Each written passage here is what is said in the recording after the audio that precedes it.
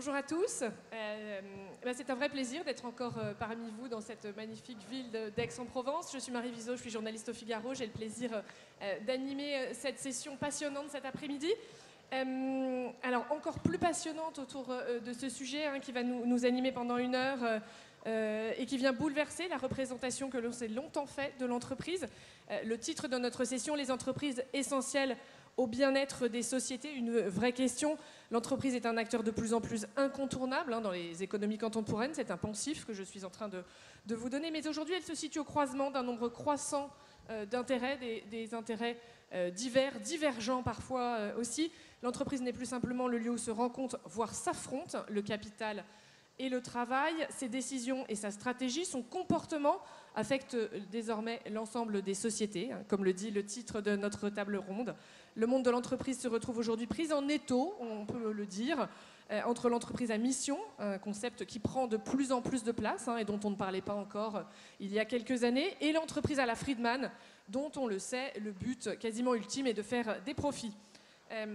Alors, une de ces conceptions n'a-t-elle pas pris le dessus aujourd'hui dans la société? On a presque la réponse. Est-ce le rôle des entreprises d'œuvrer au bien-être de la société dans son ensemble? Beaucoup de questions dont les réponses sont certainement encore mouvantes, mais qui appellent à des réponses à la fois sur le plan juridique, sur le plan de la gouvernance des entreprises, de ses organes de représentation, sur le plan de ses valeurs, pour faire de l'entreprise une force au service du bien commun.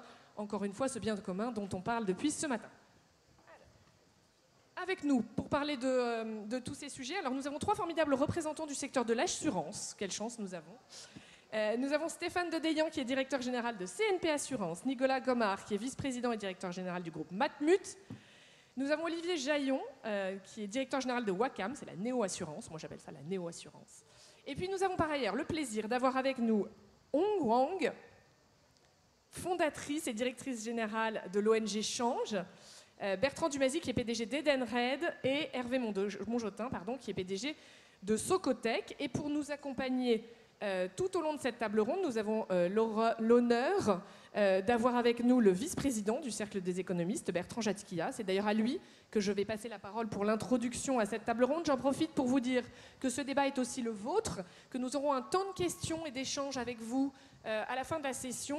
Donc n'hésitez pas à préparer vos questions. Et Bertrand, c'est à vous. Oui, bonjour, vous m'entendez? Tout le monde m'entend? Écoutez, il ne vous a pas échappé en lisant le programme de ces rencontres qu'il y avait beaucoup de thèmes connexes à la table ronde, à la présente table ronde. Il y en a au moins 3 ou 4. Hier, il y avait une session qui s'appelait les entreprises socialement responsables. Il y a tout à l'heure ou demain la finance à impact. Il y a une session sur l'entreprise à mission. Donc, un nombre de sessions tournent autour du même thème. Et à la session d'hier, qui était animée par mon collègue du cercle Pierre Dockès, une charge a été faite contre l'économiste que Marie Viseau mentionnait dans sa présentation, mon collègue de Stanford, Milton Friedman. Il était retraité, vieux professeur à Stanford, quand j'étais jeune professeur, et effectivement, il a écrit un article dans le New York Times, en date du 13 septembre 1970, disant que l'objectif de l'entreprise, la responsabilité sociale de l'entreprise, c'est de faire des profits. Bien entendu, il est totalement vilipendé aujourd'hui, et je voudrais prendre sa défense, d'abord parce que je crois à ce qu'il a dit, et je pense qu'on l'a mal interprété, et ensuite parce que ça laisserait un boulevard à mes collègues de la table ronde pour enfoncer ce qui me semble, moi, être un peu des portes ouvertes. Alors, la responsabilité sociale de l'entreprise, c'est de faire des profits. Alors d'abord, on le cite que cette phrase-là, mais il faut mettre un dièse à ce qu'il disait. Il dit bien entendu dans le cadre des lois, dans le cadre des réglementations, dans le cadre de tout ça. Ça, c'est le premier dièse. Le deuxième dièse, c'est qu'il s'insurgeait contre une pratique qui était celle de beaucoup d'entreprises américaines et européennes dans les années 70-80, qui est une sorte de capitalisme managérial par lequel les directions d'entreprise avaient des œuvres caritatives. Et Milton Friedman leur disait, écoutez, pourquoi vous ne distribuez pas davantage de dividendes à vos actionnaires, à due concurrence de l'argent que vous donnez à vos œuvres, libre à eux ensuite de ne faire ou ne pas faire, de donner à ces associations si elles le souhaitent. Mais ce n'est pas à vous de le faire. Ça, c'était la critique qui était faite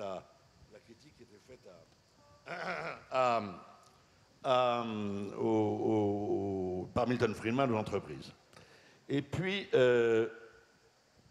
en fait, cette notion de profit est très réductrice. Ce que voulait dire Milton Friedman, c'était qu'il fallait se préoccuper de la valeur actionnariale. Et là, je voudrais réhabiliter Milton Friedman, c'est parce que la valeur actionnariale est un concept extrêmement englobant, extrêmement inclusif, qui, à mon avis, prend en compte les objectifs de ESG, de RSE, d'entreprise à mission, de raison d'être, etc. En ce sens que pour créer de la valeur actionnariale, c'est quoi? Il faut sortir de l'idée que la bourse salue ou sanctionne que les profits à court terme. Au contraire, elle salue et sanctionne la création de valeur, c'est-à-dire la création de profits non seulement pour l'exercice en cours, mais pour beaucoup d'exercices à venir. C'est ça la création de valeur actionnariale. Or, pour créer de la valeur actionnariale, il faut bien entendu, lorsqu'on est une entreprise, il faut se préoccuper des évolutions sociétales. Il faut se préoccuper du recrutement des jeunes qui ont des demandes aujourd'hui qui ne sont pas celles qu'ils avaient il y a 10 ou 20 ans lorsqu'on rentrait dans l'entreprise. Autrement dit, pour réussir vis-à-vis de ses actionnaires, il faut réussir vis-à-vis de ses clients, il faut réussir vis-à-vis de ses fournisseurs, il faut réussir vis-à-vis de ses employés, et il faut percevoir les évolutions sociétales avant les autres. Et je pense que et je terminerai là-dessus, si on relit ou on lit un livre qui a écrit un de mes anciens étudiants, Hubert Joly, qui est un garçon qui a fait toute sa carrière aux États-Unis et qui a redressé une société américaine qui s'appelle Best Buy. Et il a pris une société en faillite et il l'a merveilleusement redressée. Et il explique dans ce livre qui est paru à Harvard University Press et qui est paru maintenant en français chez Plon, qui s'appelle Entreprise au cœur des affaires, oui. Il dit bien qu'il a pu redresser Best Buy, non seulement parce qu'il ne s'est pas très préoccupé des actionnaires, il s'est préoccupé de ses employés, des clients, etc., et des innovations disruptives technologiques dans la distribution. Best Buy, c'était un mélange de Fnac, de Darty. Bon, voilà ce que je voulais dire. Je veux dire qu'en fait, lorsqu'on interprète bien Milton Friedman, eh bien, on arrive à réconcilier la valeur actionnariale avec l'intérêt de toutes les parties prenantes. Merci Bertrand. Alors évidemment, nos intervenants auront le loisir de répondre à cette introduction. Peut-être pour commencer la discussion, on aurait envie de vous entendre peut-être d'abord respectivement sur l'aspect presque philosophique de la question qui est sous-jacente à cette table ronde. Est-ce le rôle de l'entreprise d'avoir comme objectif le bien commun? Est-ce que ça doit être son but principal? Hervé Mongeautin, je vais commencer avec vous. Vous défendez évidemment l'intérêt social de l'entreprise, aujourd'hui qui ne le défendrait plus. Mais vous dites aussi qu'il faut faire du profit, sinon une entreprise n'est pas viable. Oui, alors au risque de décevoir mon voisin de droite, je suis complètement en phase avec ce qui vient d'être dit. Attention à ne pas enfoncer trop de portes ouvertes. Le profit, je le vois d'abord comme une discipline pour l'entreprise et pour toutes ses parties prenantes. L'entreprise aujourd'hui, elle est dans une injonction contradictoire. Elle est à la fois un cadre collectif finalement très robuste et qui est ressorti comme tel pendant la période de la Covid. Et Dieu sait que les cadres collectifs aujourd'hui sont affaiblis. Et en même temps, elle doit composer avec une société hyper individualisée. Elle doit composer avec tout cela. Alors, je pense que pour dégonfler un peu le sujet, la question de départ, je pense que plus que jamais, le capitalisme de parties prenantes fait sens. C'est-à-dire que si je reviens à l'objet social de ma société, Socotec, qui est une société qui a grandi très vite, qui a doublé de taille, dont l'objet est de garantir la compliance et la performance des assets dans la construction et les infrastructures. On a un tiers de confiance indépendant. Finalement, mon premier rôle, ça a été, quand j'ai repris la tête de cette entreprise il y a 6 ans, de définir une stratégie, de l'incarner, de la rendre désirable. Et pour la rendre désirable, il faut qu'elle s'insère profondément dans l'époque. Mon sujet numéro 1, c'est de recruter des jeunes ingénieurs. Comment pourrais-je avoir une ambition de recrutement importante si je suis incapable de dire quoi que ce soit sur l'environnement social dans lequel est mon entreprise. Autrement dit, on ne peut pas avoir une entreprise performante et qui est uniquement concentrée sur sa performance dans un monde qui ne va pas très bien. On est obligé d'éclairer la manière dont la performance de votre entreprise contribue, à sa modeste échelle, à une forme de bien commun. Mais je reviens à mon point de départ, la performance, le profit est une discipline dont l'entreprise ne peut jamais durablement s'éloigner. Et je rejoins ce qu'a dit mon voisin, qui est que la valeur actionnariale aujourd'hui, elle intègre le court terme et le moyen terme. Il ne faut pas simplifier à outrance cette affaire-là, puisque aujourd'hui, dans ce capitalisme de parties prenantes, je veux dire, chacun a bien conscience qu'une entreprise doit se préoccuper de ses externalités, c'est sûr, et doit aussi éclairer la manière dont elle contribue à ce bien commun, sachant que la spécificité de l'époque, et ça me frappe beaucoup dans ces journées d'Aix, c'est que post-Covid, il y a une espèce de consensus autour du fait que le bien commun, c'est entre autres de réussir la transition environnementale et énergétique dans un délai très court. Plus personne ne débat de ça. Donc votre capacité à contribuer à cela est évidemment quelque chose qui est regardé de près. Et dans mon cas, d'abord par mes jeunes ingénieurs et techniciens que je cherche à recruter.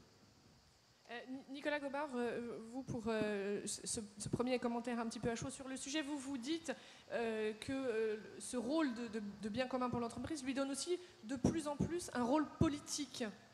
Oui, bonjour à toutes et à tous. Absolument, moi en regardant le thème de la session d'aujourd'hui, je me suis interrogé à propos de la question suivante. D'où vient que les entreprises, a priori des acteurs apolitiques, et a vocation à investir ce champ éminemment politique qui est le sujet du bien-être des sociétés.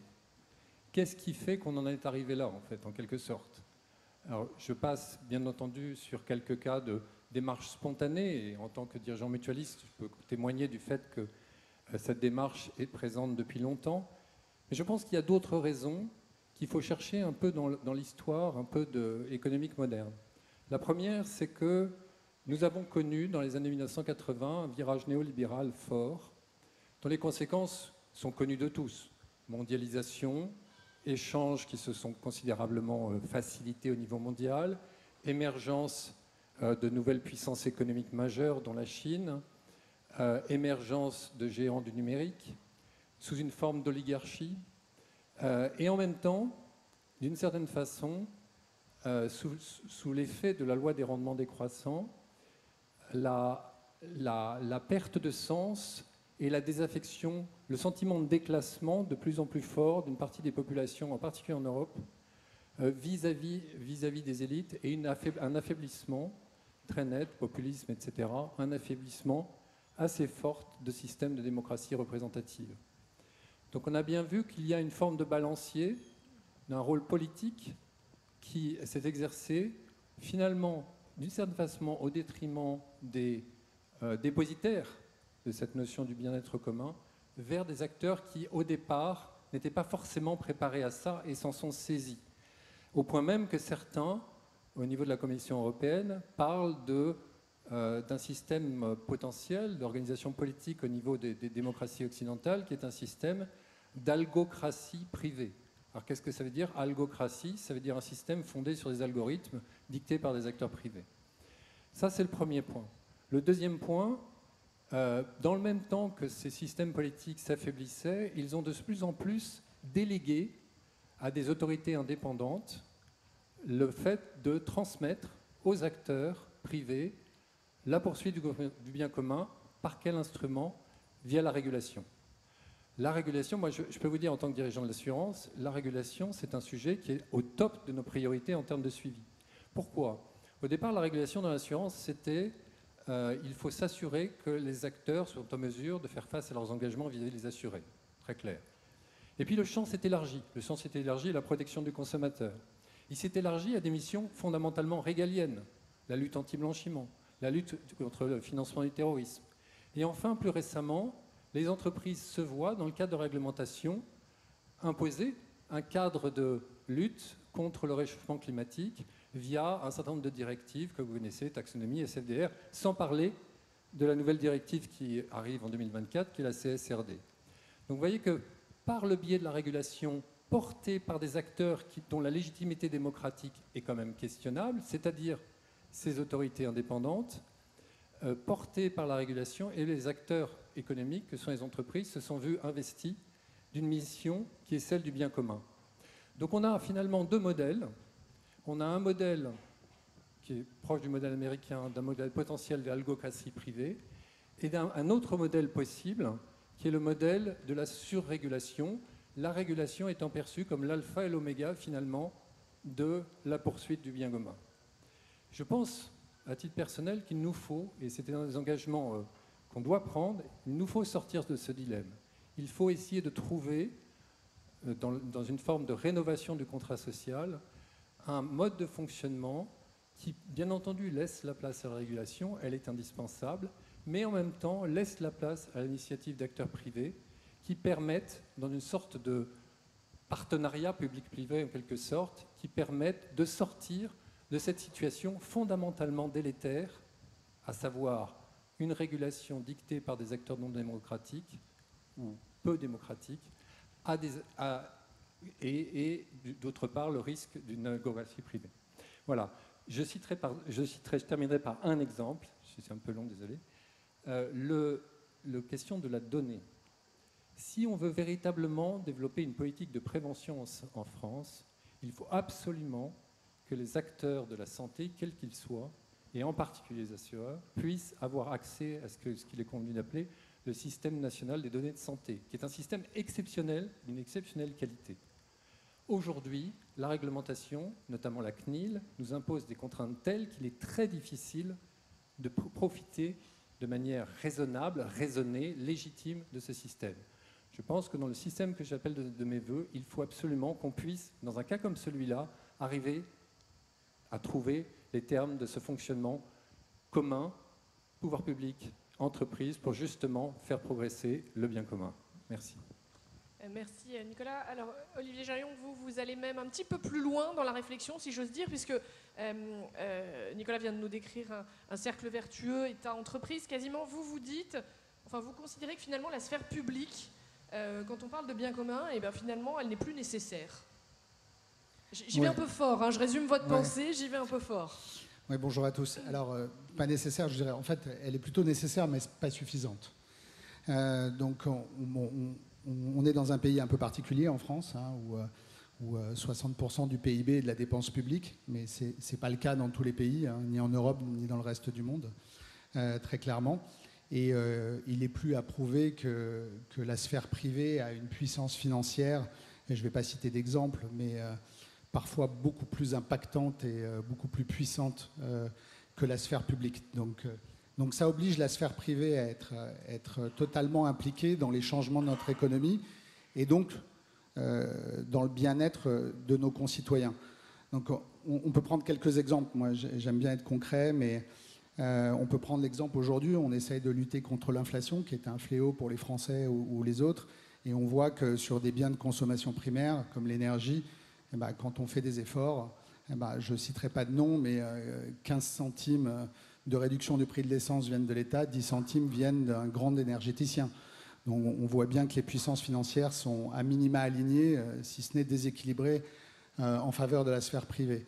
On voit, pour parler des assureurs, qu'au moment où on a été tous heurtés par la Covid, le sujet des pertes d'exploitation pour continuer aux particuliers, aux commerçants à vivre a été un vrai sujet. Ce n'était pas forcément prévu dans nos engagements contractuels, mais finalement, les assureurs, on est les seuls à avoir contribué au fonds de solidarité, même si on a été un peu cloué au pilori sur le sujet, pour pouvoir redonner un petit peu d'air frais et un petit peu de bien-être aux Français. Et on peut citer des exemples même un peu plus oniriques. Hein. Aux États-Unis, quand on regarde la conquête spatiale, aujourd'hui, la NASA est en complet flétrissement, on va dire, et s'il n'y avait pas eu des initiatives privées comme celle d'Elon Musk avec SpaceX, eh ben, les États-Unis n'auraient pas pu continuer la conquête spatiale. Donc les exemples font pléthore dans la puissance de la sphère financière, de la sphère privée, pardon, par rapport à la sphère publique. Donc Et comment créer cette connexion en fait, entre les deux sphères pour pouvoir améliorer le bien-être de nos concitoyens? En fait, je pense que le problème, c'est un problème de fléchage, en fait, de redistribution de la richesse. Aujourd'hui, comment est-ce qu'on cherche à faire participer les entreprises et la sphère publique? Ben, c'est par l'impôt. Donc, c'est par l'impôt sur les sociétés. Donc, finalement, on flèche une redistribution qui est à la seule main de l'État. Et ça, je pense que c'est un problème. Je ne dis pas que l'État est défaillant, mais il ne peut pas avoir la connaissance parfaite et granulaire des endroits où l'individu a besoin d'un complément de bien-être. Alors, en France, on a commencé à faire un pont sur ce sujet-là, je pense, avec l'entreprise à mission. On est quand même très, très avancé. Le cadre est, je trouve, très bien structuré.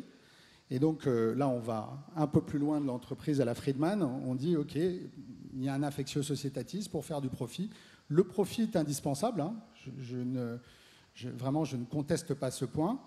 Mais voilà, toi, l'entreprise, tu dois aussi inscrire dans tes statuts comment tu vas impacter au quotidien le bien-être de tes concitoyens. Non seulement de tes employés, mais des gens que tu sers, de ceux qui sont tes consommateurs, qui sont tes clients au quotidien. Et je trouve que c'est un outil extraordinaire. Alors, dans l'assurance encore plus, parce qu'on a quand même un ADN de démarrage de protection des biens et des personnes. Donc, forcément, pour nous, ça devrait être intuitif. Et donc là, je pense qu'on pourrait avoir une utopie, hein, si on devait proposer quelque chose. On pourrait se dire que, d'abord, ce cadre devrait s'étendre et nous, Français, on devrait insuffler ça auprès d'autres pays. Mais peut-être qu'on devrait dire que chaque entreprise, au-delà de faire des profits, a une obligation philosophique à inscrire dans ses statuts une mission, une raison d'être, et donc à choisir la manière dont elle va flécher la redistribution de cette richesse. Merci beaucoup. Alors c'est en train d'arriver dans nos sociétés, la raison d'être, l'entreprise à mission, tout ça arrive. Alors Hong, avec vous, on va changer un petit peu de point de vue, puisque vous représentez une ONG qui défend l'environnement, le climat. Est-ce que vous, de votre poste de vue, vous trouvez que le rôle des entreprises a changé ou veut changer depuis le Covid, par exemple, où il s'est quand même passé beaucoup de choses dans les entreprises?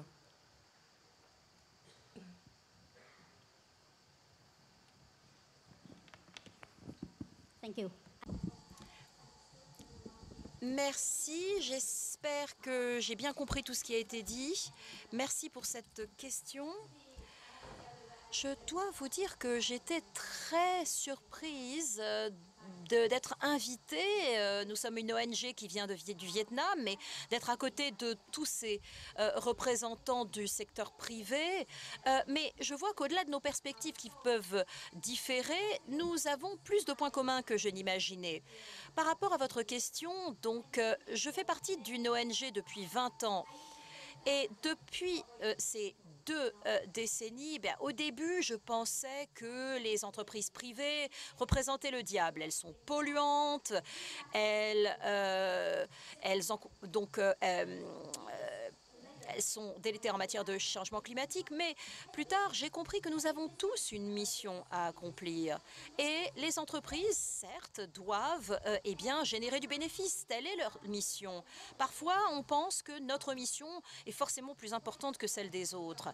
Mais en vieillissant, je me suis rendu compte que non, il faut parler la même langue que l'autre. Il faut les inclure dans le même mouvement que moi, j'essaie de créer. Et c'est pourquoi j'ai décidé de commencer à travailler avec des entreprises du secteur privé. C'est si difficile de vraiment comprendre ce que le monde de l'entreprise pense. C'était vraiment un défi parce que moi, je n'avais pas travaillé dans le domaine économique, mais j'ai compris à quel point cela avait évolué au cours des années. Il y a 10 ans, j'ai commencé à travailler avec de grandes entreprises et tout ce qu'elles pouvaient faire pour nous aider, c'était nous donner de l'argent pour nous permettre de planter des arbres, d'organiser des événements. Et on est ensuite passé à, est-ce qu'on peut avoir des bureaux plus écologiques Et ensuite, il y a eu en fait un effet d'entraînement, car il y avait une émulation entre les entreprises. Les plus vertueux entraînaient les autres. Et je pense maintenant que je dois reconnaître que maintenant, je vois des chefs d'entreprise qui sont... Il y a eu une vraie prise de conscience. Ils sont vraiment plus au fait. La pandémie a eu un impact, les a touchés, a touché toute l'économie. J'ai vu un rapport sur LinkedIn sur 26% des plus grandes entreprises en fonction du revenu ont un rapport sur le développement durable. Et donc, ce qu'ils font pour le développement durable est allé bien au-delà de planter des arbres ou de donner de l'argent à quelques projets de faible ampleur. Il s'agit vraiment d'avoir un impact, un véritable impact. Et c'est ça qui compte, parce que il ne s'agit pas seulement d'arrêter d'imprimer nos emails pour consommer moins de papier, des petits gestes de tous les jours. Maintenant, je vois des banques qui ont commencé à arrêter d'allouer des prêts aux énergies fossiles. Et je crois que c'est ce genre de choses dont la communauté a besoin. D'abord parce que la communauté a besoin de cette forme de soutien, mais parce que les entreprises voient que c'est désormais indispensable à leur survie. La pandémie a affecté tout le monde et les chefs d'entreprise sont intelligents. Ils savent que c'est dans leur intérêt d'aller vers plus de durabilité pour leur survie. Merci beaucoup. Vous aussi, vous allez nous dire que vous estimez que les entreprises ont un rôle social, environnemental, économique. Mais vous introduisez une petite nuance, on s'en est parlé quand on a préparé cette session. Je vais très vulgairement résumer votre pensée que vous préciserez bien mieux que moi. C'est que vous dites qu'il y a des entreprises essentielles et d'autres qui ne le sont pas, ou du moins qu'il faut réfléchir à son rôle dans la durée. C'est ça, Bertrand ? Oui, alors d'abord, je vais profiter de l'énergie formidable de ma voisine pour surfer sur cette vague. Oui. D'abord, je me suis permis de regarder dans mon Larousse, qui est à la gauche de mon bureau, ce que veut dire le bien-être. Et le bien-être, c'est deux choses, c'est un état social agréable et une aisance matérielle. Donc à la question, est-ce que les entreprises contribuent au bien-être des sociétés? Oui, absolument, puisque les entreprises contribuent à un état social agréable et à une croissance et une aisance matérielle. Alors ça veut dire quoi, un état social agréable? Eh bien, et ça a été raconté par Philippe Val dans la session précédente, en fait, le vieillissement de la population, l'individualisme et la digitalisation provoquent en fait une dissolution du lien social. Dans les chiffres, ça veut dire quoi? En France, le nombre de personnes qui disent être touchées par la solitude a doublé en 10 ans.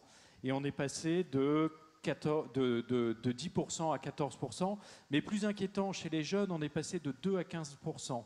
Ça veut dire que nous vivons dans une société où nous sentons de plus en plus seuls. À cela, il y a une réponse, l'entreprise. Parce que l'entreprise, c'est une aventure collective, une entreprise dans laquelle on apprend à tisser des liens, et des liens qui sont avec les générations précédentes, des liens qui sont dans une région, dans un pays et dans tous les pays du monde. Donc oui, les entreprises contribuent au bien-être social. Et puis il y a une deuxième chose qui est importante dans une entreprise, c'est le fait qu'on puisse s'accomplir individuellement. Moi, ça fait 30 ans que je travaille et c'est formidable en fait de travailler dans une entreprise, encore plus chez Edenred, j'en conviens, mais globalement c'est formidable parce qu'on peut s'accomplir individuellement. Alors vous allez me dire, mais ça sert à quoi de s'accomplir individuellement? Alors je me suis permis de retrouver les écrits d'un professeur du CNAM, un professeur formidable, et qui dit tout. Il dit « Les individus sont déracinés quand ils ne peuvent faire la démonstration qu'ils ont une contribution à apporter. » On sent ça tous au fond de nous-mêmes. Quand on va travailler en entreprise, on va apporter sa contribution à un projet commun. Cette contribution permet de s'accomplir individuellement et de tisser socialement des liens dans une société qui se déstructure et qui se dissout de plus en plus. En ce sens, et je pense qu'il ne faut pas l'oublier, en ce sens, l'entreprise contribue au bien-être. Il y a une deuxième notion, à mon avis, derrière ce bien-être, c'est le bien-être économique. On a dit que le bien-être, c'était aussi de l'aisance matérielle. Et là, je rejoins Bertrand Jacquia. J'espère ne pas enfoncer de porte ouverte. Mais oui, il est vrai qu'avant de distribuer, il faut produire. Et pour produire, il faut qu'on s'y mette collectivement. Cette production et ce surplus de production entraînent du profit. Ce profit donne de l'aisance matérielle à chacun d'entre nous et contribue au bien-être. Et puis, on pourrait parler du bien-être climatique aussi. Il y a des entreprises horribles qui polluent parce qu'elles n'ont jamais pris le temps de réfléchir ni d'investir à leur décarbonation. Mais moi qui suis administrateur de 2 sociétés magnifiques, Air Liquide d'un côté, Neoen de l'autre, et d'ailleurs je vois Xavier Barbaro qui en est son patron au premier rang, croyez-moi, ces entreprises sont pleines de talents et pleines de gens qui réfléchissent jour et nuit à la décarbonation. Xavier, jour et nuit, réfléchit à produire plus d'énergie verte grâce à l'éolien et au solaire en France, mais partout dans le monde. Benoît Potier, à l'Air Liquide, réfléchit tous les jours, grâce à ces systèmes, à décarboner l'économie. Et décarboner, il y a des choses merveilleuses qui sont en train de se préparer. Et vous allez voir, si on s'y met tous ensemble, notre intelligence collective et individuelle va permettre de surmonter les difficultés auxquelles nous sommes confrontés. Donc oui, les entreprises contribuent au bien-être des sociétés. Et les entreprises ont beaucoup de pouvoir.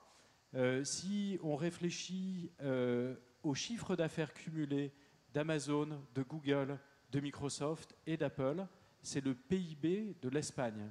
D'ailleurs, le PIB de l'Espagne, c'est en gros le PIB de la Russie. C'est de ça dont on parle.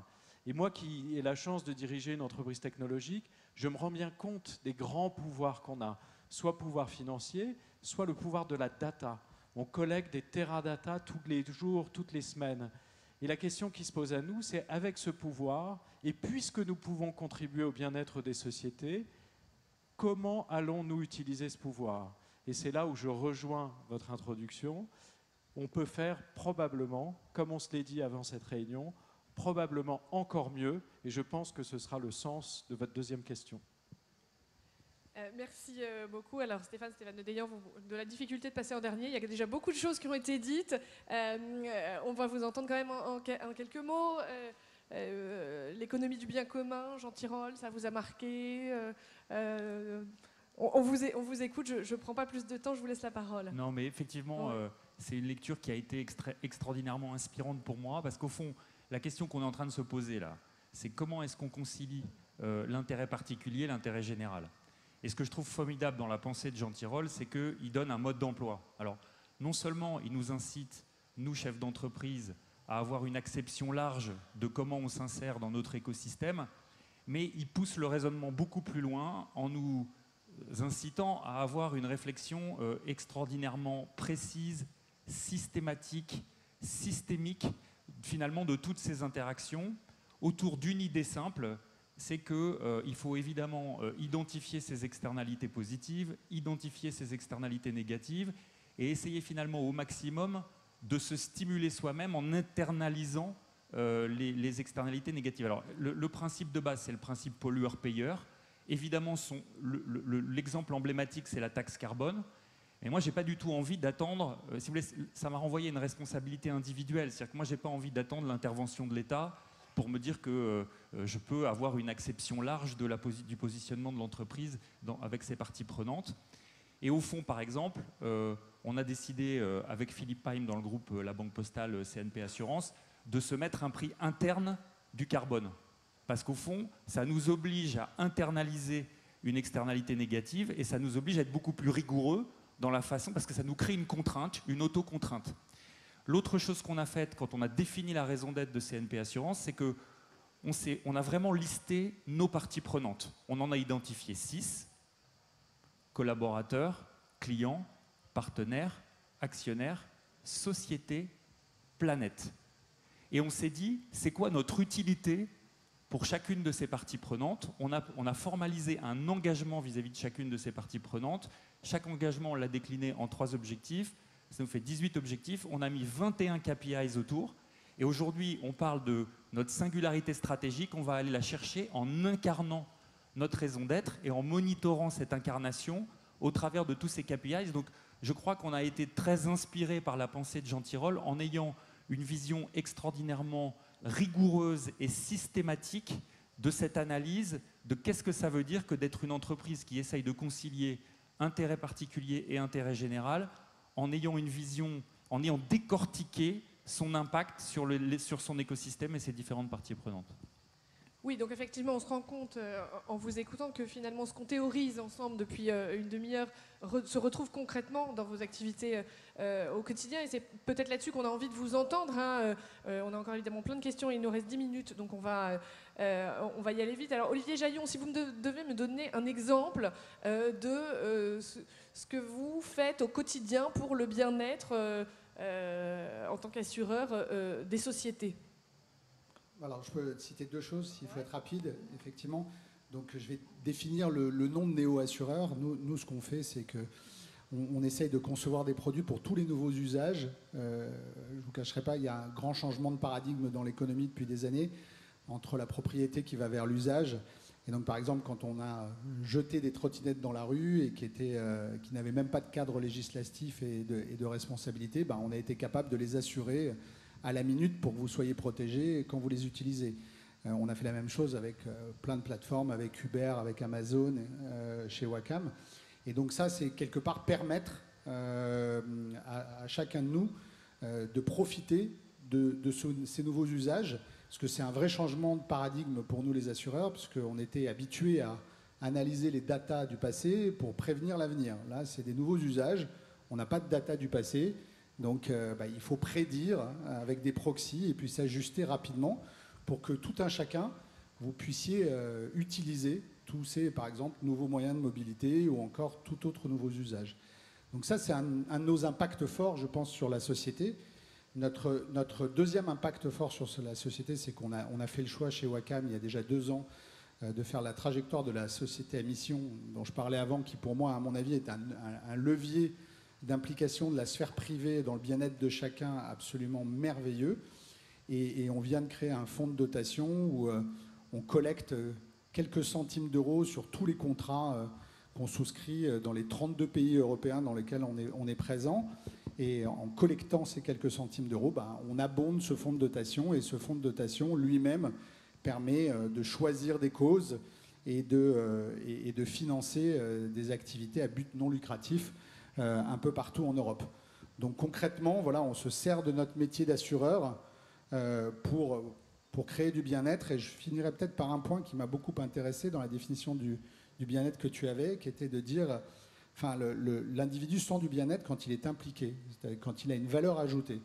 Et ça, c'est très vrai, parce qu'au-delà de l'aisance matérielle, il y a le sentiment de se sentir utile au quotidien dans son entreprise, de se lever et d'aller le matin au travail en se disant « je sers à quelque chose ». Et dans ce cadre-là, nous, on a mis en place beaucoup de processus démocratiques dans l'entreprise. Je n'en citerai qu'un. Le mardi matin, quand on nous propose des nouvelles opportunités de business, de partenariat, etc., eh bien, c'est l'intégralité de l'entreprise qui vote pour savoir si cette opportunité est attrayante pour nous, si on va l'étudier, si on va la souscrire ou pas. Et je n'ai aucun droit de veto.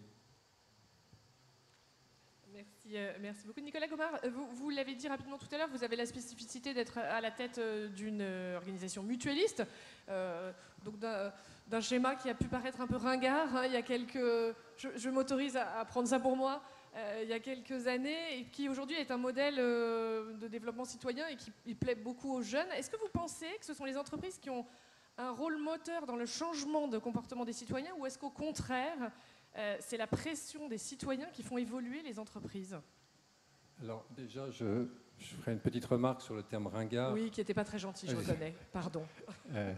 Disons que là où je vous rejoins plus, c'est qu'effectivement le modèle mutualiste qui, au départ, s'est construit autour d'une logique d'ubérisation du marché de l'assurance, il y a cela une 60aine d'années, a trouvé aujourd'hui un écho depuis quelques années particulièrement fort auprès de la société, auprès des jeunes générations, par ses caractéristiques de redistributives, s'inscrivant dans le temps long, etc., que l'on connaît bien. Alors, pour répondre à votre question, est-ce que ce sont les citoyens qui poussent les entreprises à ou l'inverse?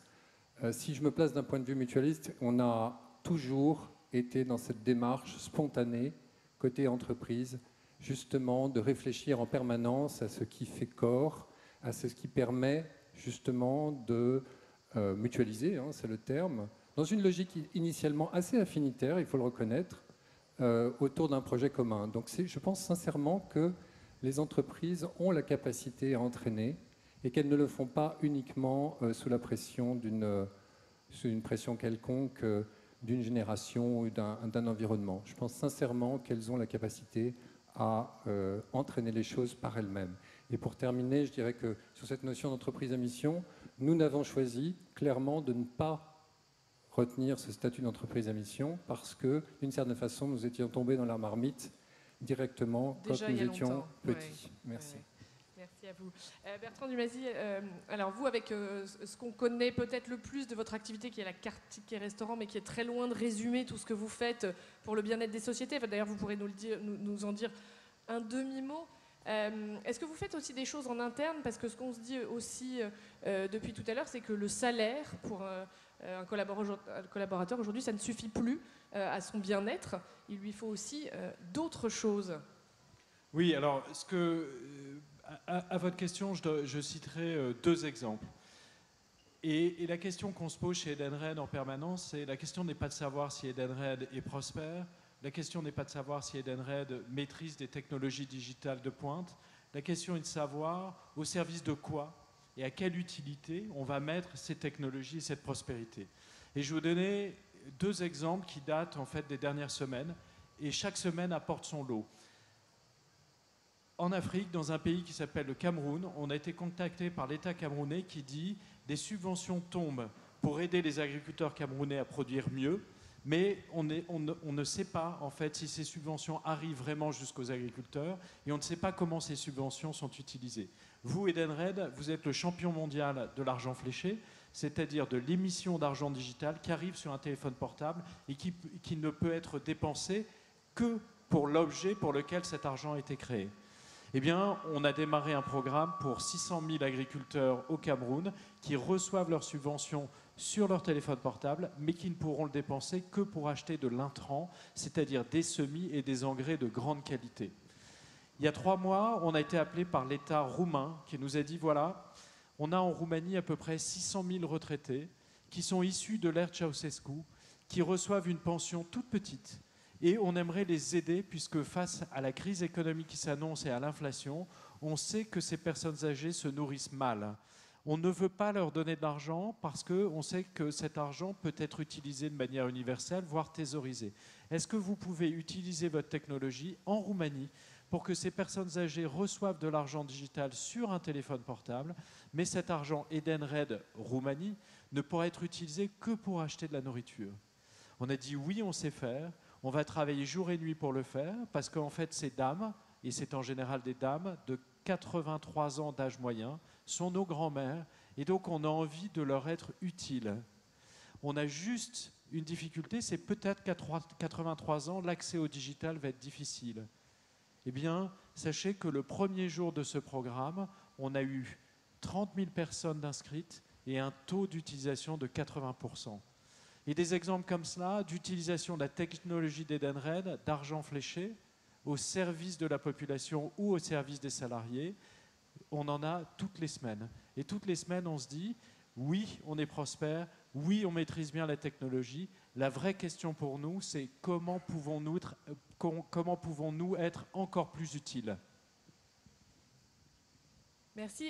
Hervé Mongenter, vous œuvrez à ce que vous appelez la durabilité du bâti, hein, c'est ce que vous nous avez expliqué au début de votre intervention. Donc par définition, c'est quelque chose qui répond à une préoccupation de la société, à une demande des citoyens. Est-ce qu'il y a encore, de votre point de vue, du greenwashing, notamment dans votre secteur d'activité ?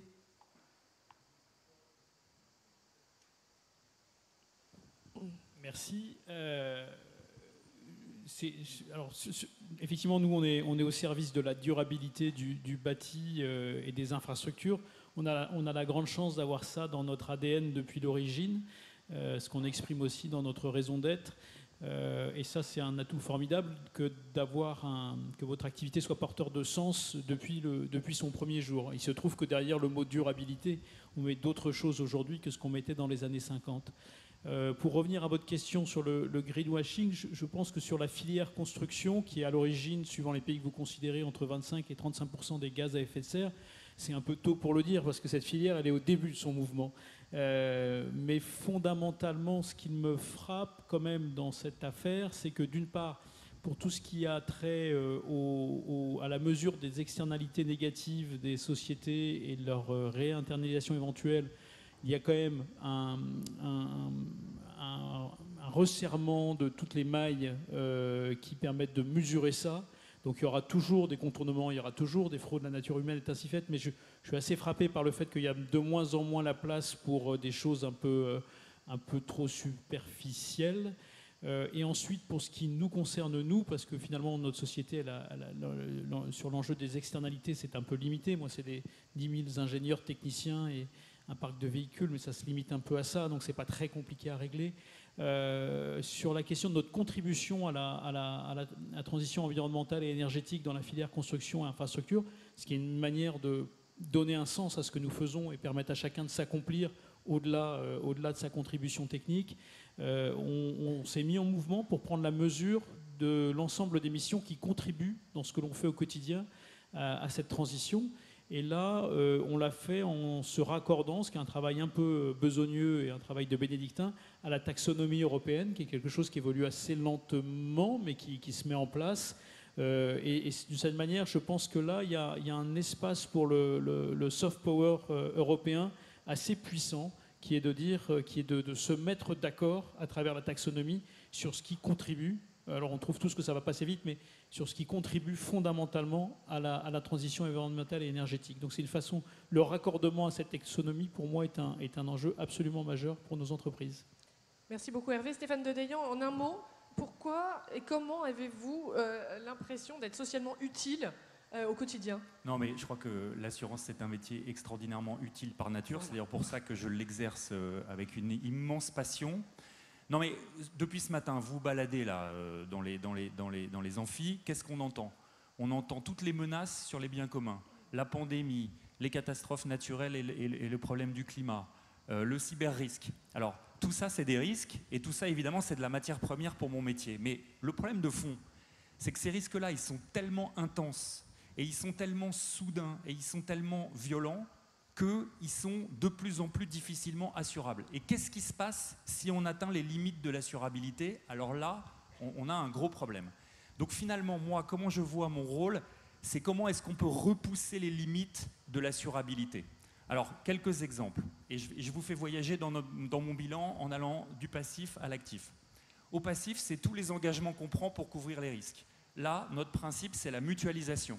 Donc ça veut dire chacun paye un peu, et ceux qui ont un choc, on prend leur argent et on prend beaucoup de l'argent des autres pour les indemniser de leur choc. Dans une entreprise qui regarde que son intérêt particulier, pour gérer bien une mutualité, qu'est-ce qu'on fait? On exclut des risques, on segmente les risques.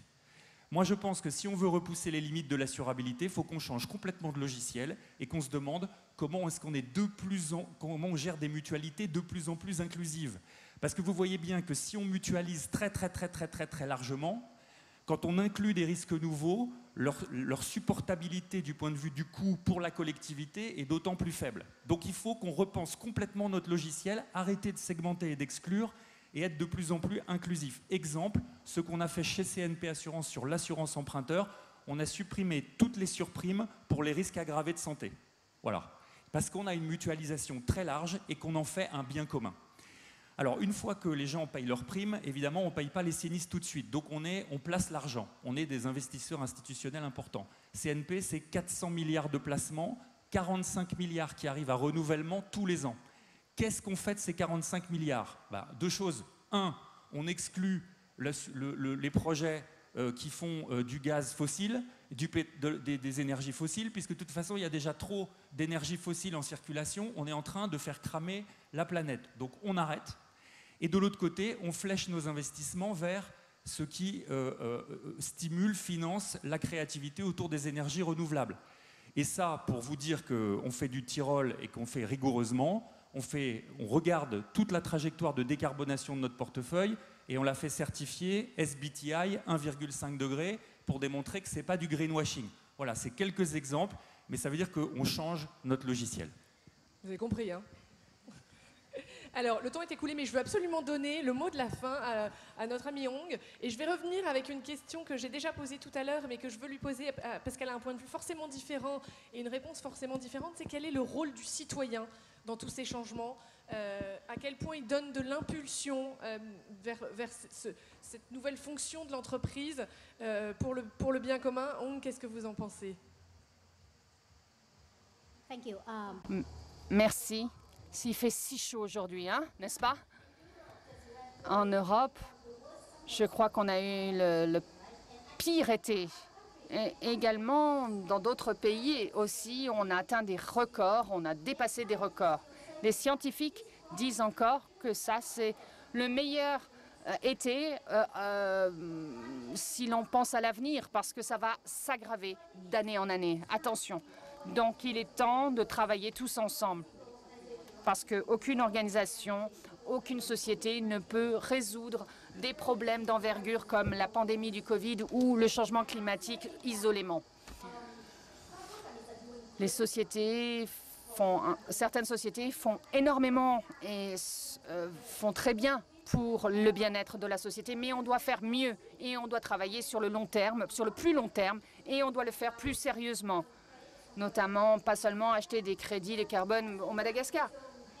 S'ils n'ont pas changé rien dans leur s'ils n'ont rien changé dans leur chaîne d'approvisionnement ailleurs et qu'ils achètent des crédits de carbone, ça ne sert à rien. Qu'est-ce qui va se passer dans 20 ans? Il va y avoir des problèmes, c'est certain. Donc il faut le prendre au sérieux. Il faut travailler main dans la main.